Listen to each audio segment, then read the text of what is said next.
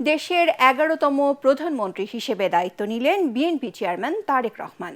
এর মধ্য দিয়ে বাংলাদেশ সরকারের নেতৃত্বে অভিষেক হল জিয়া পরিবারের দ্বিতীয় প্রজন্মের।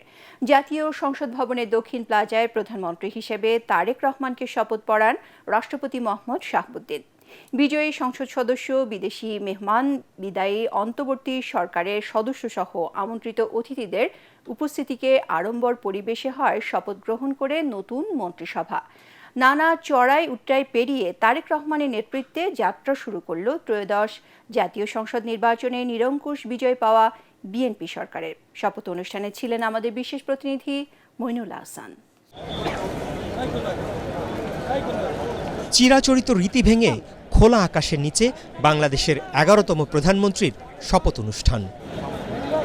এক বুক স্বপ্ন আর পাহাড় সম প্রত্যাশার চাপ নিয়ে প্রধানমন্ত্রী হিসেবে যাত্রা শুরু করলেন বিএনপি চেয়ারম্যান তারেক রহমান। মঙ্গলবার পরন্ত বিকেলে জাতীয় সংসদ ভবনের দক্ষিণ প্লাজায় তারেক রহমানকে শপথ পড়ান রাষ্ট্রপতি মোহাম্মদ শাহাবুদ্দিন।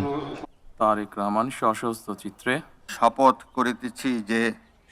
করিতেছি যে আমি আইন অনুযায়ী সরকারের প্রধানমন্ত্রী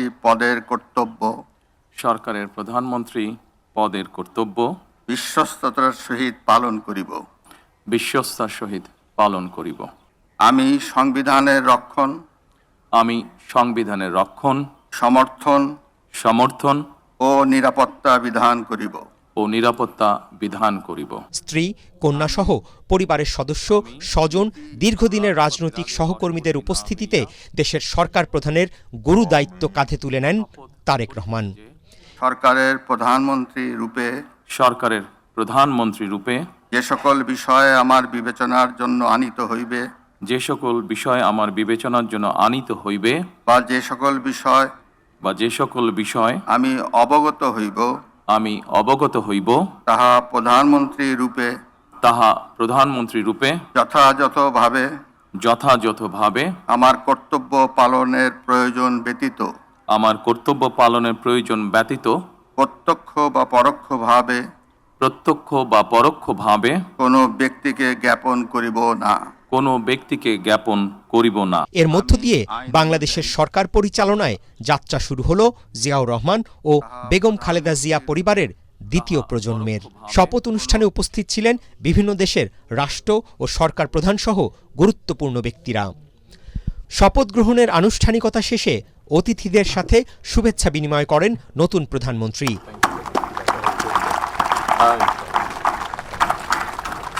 রাষ্ট্রপতি মোহাম্মদ শাহাবুদ্দিন, বিদায়ী অন্তর্বর্তী সরকারের প্রধান উপদেষ্টা সহ বিশিষ্ট ব্যক্তিরা নতুন প্রধানমন্ত্রী তারেক রহমানকে অভিনন্দন, শুভকামনা জানান।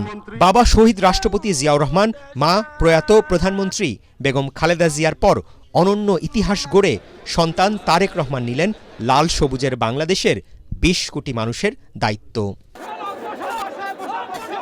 ৯০ দশকের শুরুতে তারেক রহমানের রাজনীতিতে আনুষ্ঠানিক অভিষেকের পর তৃণমূল প্রতিনিধি সম্মেলনের মাধ্যমে দলকে দৃঢ় সাংগঠনিক ভিত্তি এনে দেন তিনি।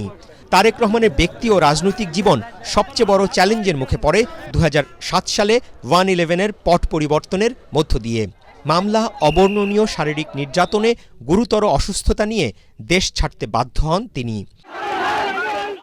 দীর্ঘ ১৭ বছরের নির্বাসিত জীবনে ছোট ভাইয়ের মৃত্যু, মা বেগম খালেদা জিয়াকে হাস্যকর অভিযোগে কারারুদ্ধ করা, দলের ৫০ লাখ নেতাকর্মীর বিরুদ্ধে মামলা, নির্যাতন, গুম, খুনসহ রাষ্ট্রীয় নির্যাতনের মধ্যেও দলকে ঐক্যবদ্ধ রাখেন তারেক রহমান। ২৪-এর গণঅভ্যুত্থানে ফ্যাসিস্ট শেখ হাসিনা সরকারের পতনের আন্দোলন সফল করতে অসামান্য ভূমিকা ছিল তারেক রহমানের। গেল বছরের ২৫ ডিসেম্বর দেশে ফেরার পর মা বেগম খালেদা জিয়াকে হারান তিনি। মা হারানোর শোককে শক্তিতে পরিণত করে ত্রয়োদশ জাতীয় নির্বাচনে দলকে নেতৃত্ব দেন তারেক রহমান। তার ম্যাজিক্যাল নেতৃত্বেই জাতীয় নির্বাচনে ২/৩ আসনে বিজয়ী হয়ে সরকার গঠন করল বিএনপি। তারেক রহমানের নেতৃত্বে যাত্রা শুরু হল গণঅভ্যুত্থান পরবর্তী নতুন বাংলাদেশের। পাহাড় সম চ্যালেঞ্জ মাথা নিয়ে যাত্রা শুরু করলেন তারেক রহমানের নেতৃত্বে নতুন সরকার। ভঙ্গুর অর্থনীতি, আইন শৃঙ্খলা পরিস্থিতির অবনতি, বেকারত্ব নিরসন এই ধরনের চ্যালেঞ্জ মোকাবেলার উপরই নির্ভর করবে তারেক রহমান সরকারের সাফল্য ব্যর্থতা। এই চ্যালেঞ্জে তারেক রহমান কতটা সফল হবেন সে প্রশ্নের উত্তর পাওয়া যাবে ভবিষ্যতেই।